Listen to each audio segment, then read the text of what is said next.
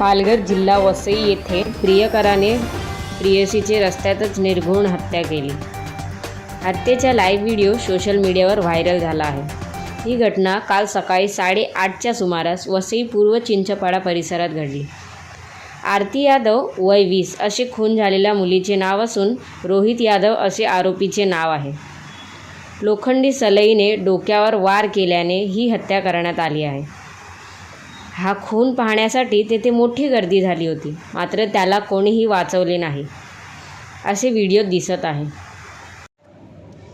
सध्या आरोपीला वालीव पोलिसांनी ताब्यात घेतले असून पोलीस घटनेचा तपास करत आहेत।